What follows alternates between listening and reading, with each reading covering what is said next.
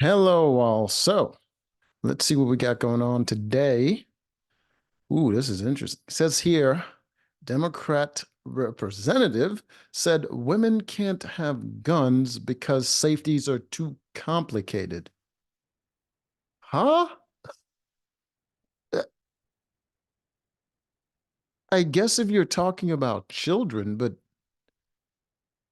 grown women, like they could just take classes. Like what are you what are you on?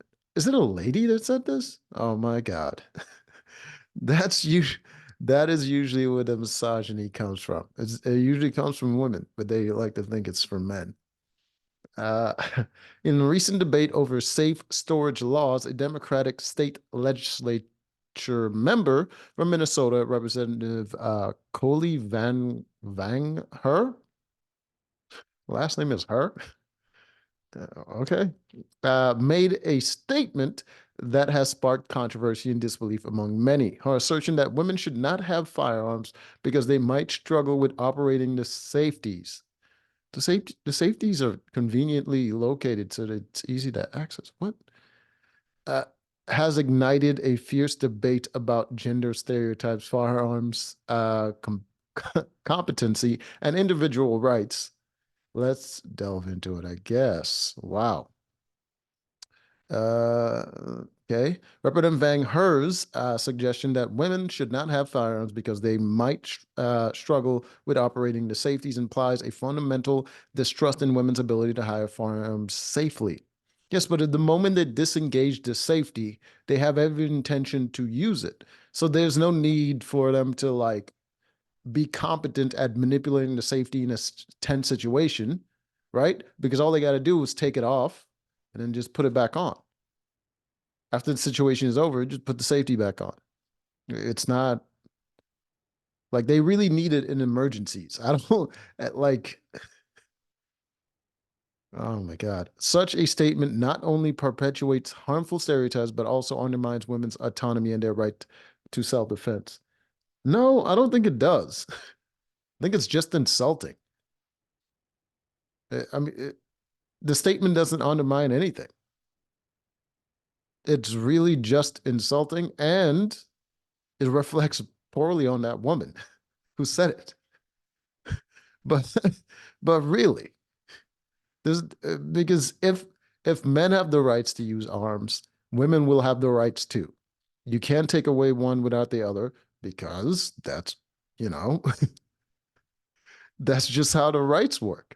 On because rights apply equally to everyone, unless it's not a right you're talking about. You're like, oh, well, women didn't have the right to vote. Voting was never a right. It was never a right. Because if it was a right, then even goddamn prisoners would still have it. Insulting implications. The insinuation that women are incapable of handling firearms due to the complexity of the safeties is not only insulting, but also deeply problematic.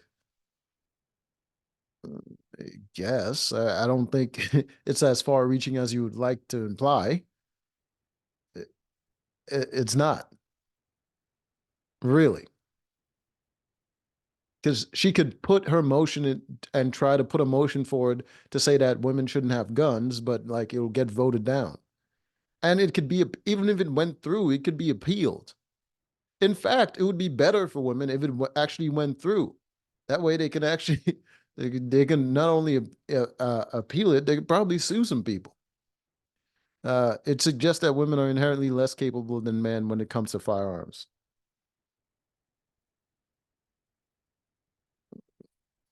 It's not an exactly wrong assertion, but we're talking about women that actually go through the trouble of actually purchasing firearms. Most of them are going to be competent. Random women that just interacted with firearms for the first time, you have a point. But the ones that are actually going out to get it for their safety, they're going to get training. First of all, they're more likely to get training for it than the men. So they're going to have the training and they're going to know how to properly use it. it doesn't do much except for reflect badly on that woman. She's probably not going to get reelected. Rep Van Her's stance contradicts the Democratic Party's purported support for women's empowerment and autonomy. Well, they don't really support women's autonomy and empowerment. They just appease women in order to get that large voting bloc that votes with their feelings rather than logic. So they don't have to do anything for you uh, because they can just make you feel something in the moment. Because they only need that moment up until you make the vote to convince you.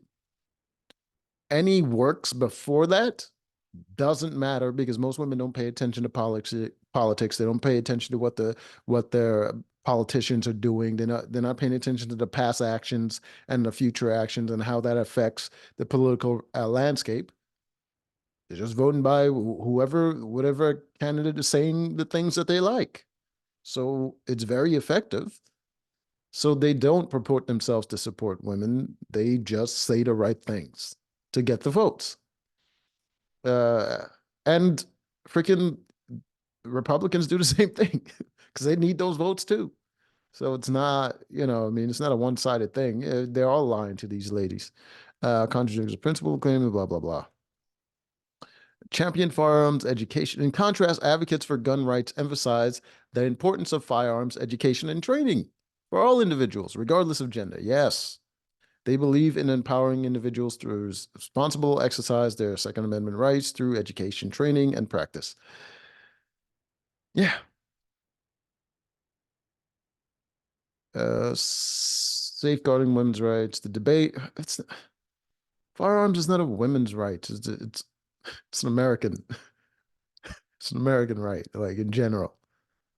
The debate surrounding firearms ownership extends beyond mere access. It touches on fundamental personal safety and autonomy issues rather than imposing restrictions based on gender stereotypes. And they can't. They can't place restrictions based on gender. They can't. Why do we?